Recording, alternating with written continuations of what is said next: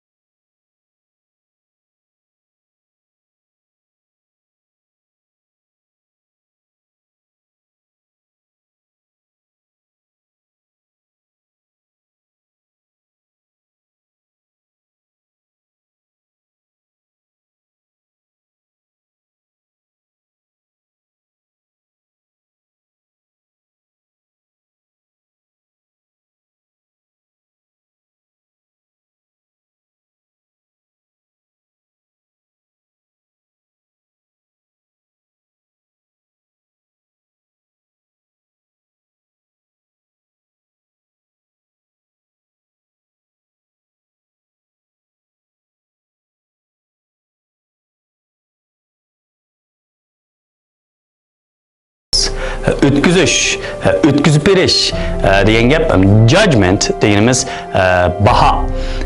Endi bahani ötküzüş, baha ötküzmek deb so'zma-so'z tarjima qildik.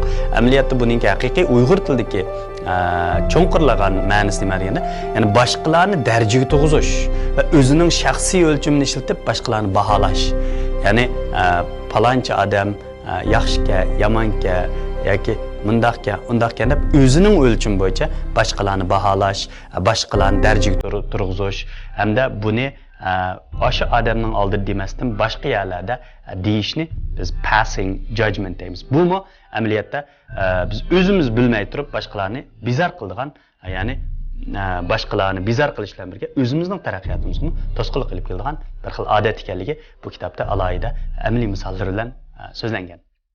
Number 4, to'rtinchisi bo'lsa making destructive comments. To'rtinchisi bizar qiladigan yoki ko'ngilni ranjitadigan baholarni o'tirib qo'yish. Make deganimiz bu yerda o'tirib qo'ymoq, destructive ko'ngilni ranjitadigan comment baho. Ko'ngilni ranjitadigan baholarni o'tirib qo'yish degan gap o'zimiz bilib bilmay, masalan, shu hajatsiz bo'lsin, hajatlik bo'lsin, har qanday vaqtda masalan, bir hozir qish keldi, bir do'stingiz posma kiyib olgan bo'lsa, "Voy, men posmang yarishibdi-ku" degan bir xil kinoyalik yoki bir xil zanglik qilgandek bir xil ohangda masalan so'zlashma bir xil making destructive comments, ya'ni boshqalarning ko'nglini ranjitirgan bir xil bahoni berish. Bu orqali o'zimizning bir xil aqlli ekanligimizni ko'rsatamiz deb o'ylaymiz-yu, amaliyotda o'zimiz boshqalarning ya'ni boshqalarni bezor qiladigan bir harakatni qilayotganligimizni, bundan keyin texmo kishilik munosabatda taraqqiy qilishimizni to'sib qo'yadiganligimizni o'zimiz his qilmay qolgan bir xil odat ekanligi alohida tushuntirilgan. 5-si number 5 starting with no, but or however. 5-si start deganimiz boshlamoq, with degan bilan gapni bilan boshlash degan gap. No, but or however, ya'ni yo'q, biroq, lekin degan gaplar bilan gapimizni, ya'ni so'zimizni boshlash. Bu ko'pincha biz kunlik turmushda boshqalar bilan paranglashganda shunday paranglashimiz. Masalan, bir odam bizga yaxshi bir ko'ngli bilan bir maslahatni berdi. Masalan, manda qilsang to'g'ri bo'lmamdi desa, yo'q, sening deganing bunda, lekin manda tursa deb biz o'zimizningki gapimizni yanada qaytadan to'g'ri deyish uchun, boshqalarningkini xato deyish uchun bir xil ajna iboralarni ishlatganligimiz. Amaliyotda bu iboralarni ishlatib jumlamizni boshlaganda boshqalarni bezor qilganligimiz hamda kishilik munosabatda o'zimizning taraqqiy qilishimizga to'sqinlik qilib kelganligimizni alohida amaliy misollar bilan tushuntirgan. Masalan, bayatda men deganda kunlik turmushda bir odam bir yaxshi maslahatni yoki bir yaxshi bir mazmundagi gapni qilgan bo'lsa, biz deganingga to'g'ri, lekin deganingga to'g'ri, biroq mandaq tutsa deb o'zimizninkini yana oxirida to'g'ri qilish istikimizning yuqori bo'lishi, bu boshqalarni bezor qildi.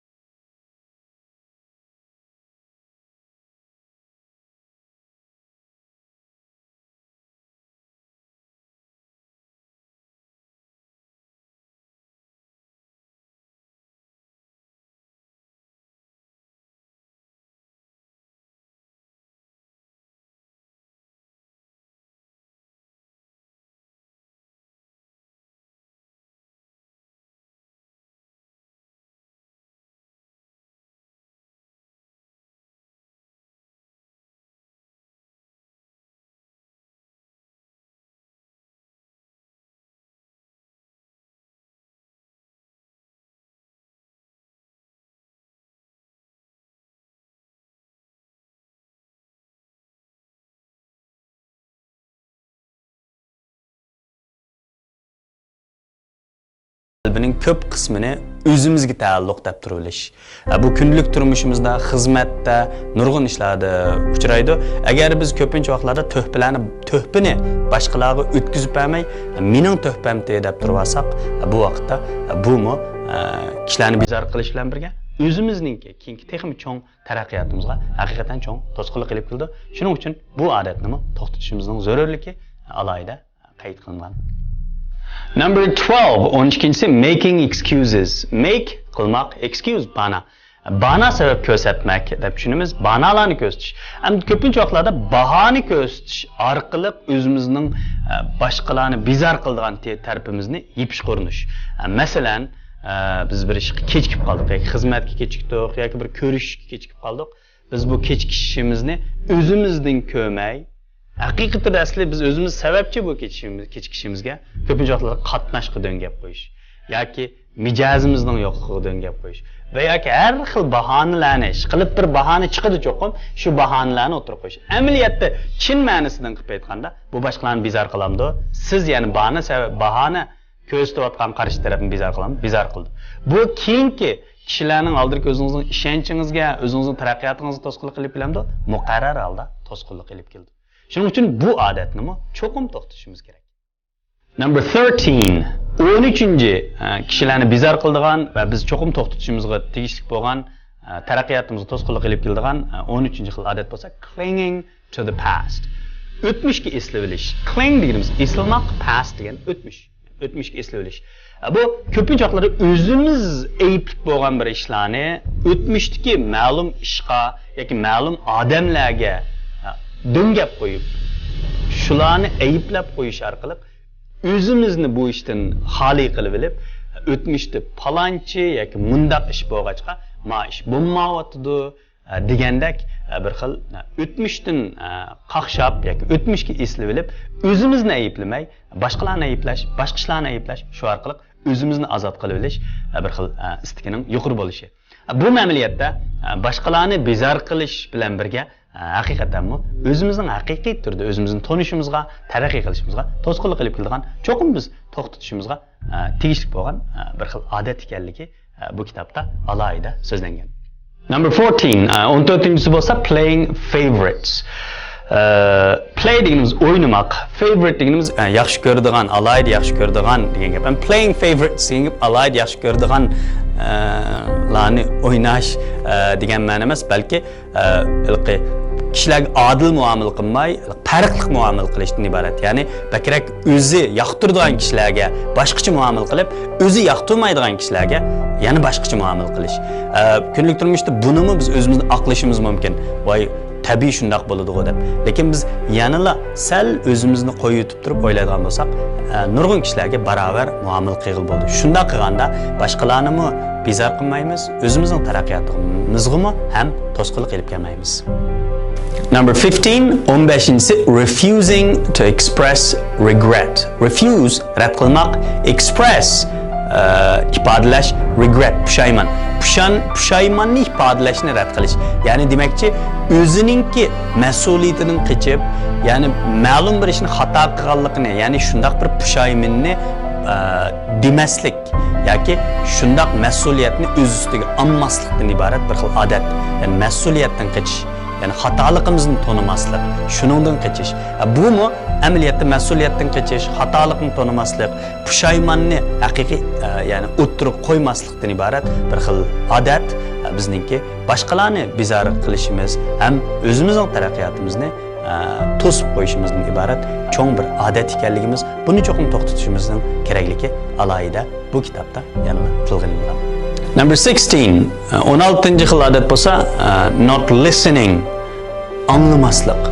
Bu anglamaslik degan gap ko'pincha hozir bizning kunlik turmushimizda masalan yanfollarimiz bor, undan boshqa bizning diqqatimizni chachirgan nurg'un har xil uchurlarga ko'p erishib turibmiz. Unda bo'lgankin kishilar bilan paranglashayotganda boshqalarning gapini haqiqiy turda cho'nqur cho'kib anglamasligimiz birinchidan qarshi tarafni bezor qildi.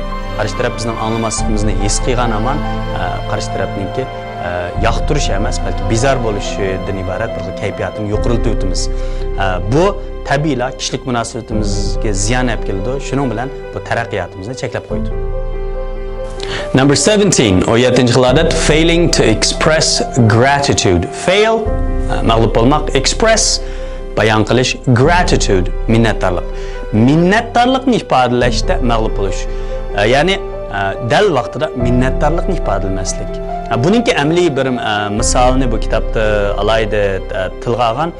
Ya'ni bir intayin aldirash xizmat qiladigan bir igiligi bor bir er kishi uyning ishlariga toz deganda qarab ololmagan ekan.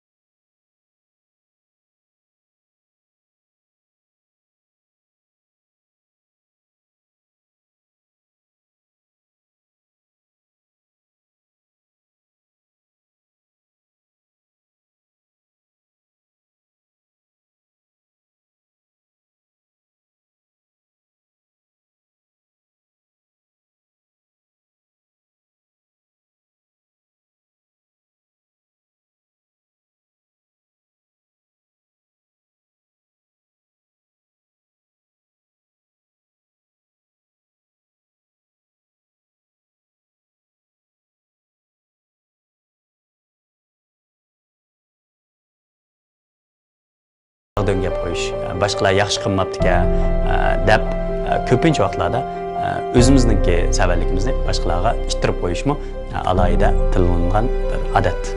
Number 20, 20-si bo'lsa an excessive need to be me. Men, ya'ni qo'shtirnoqchiki men, ya'ni men bo'lishdan iborat alohida yuqori bir istakningki bo'lishi. Bu nima deganda, masalan, xato ish qilib turibmi biz? Men shunda adam deb turilish. Ya'ni ashuni bir xil o'zimizning ortiqchiligimizdek tunib olish. Masalan, bir yer kirdik, ba'zi kishilar bo'ldi, masalan, tamaki chekadigan. Bular tamaki chekadi. Tamaki chekankin, bu yer tamaki chekmisingiz degan bo'lsa, balkim uni rad qilish mumkin. Men shunda tamaki chekadigan adam deb. Amaliyotda bu bir xatolik. Bu bir boshqalarga ziyonkashlik olib keladigan bir harakat. Shunda qo'smi mening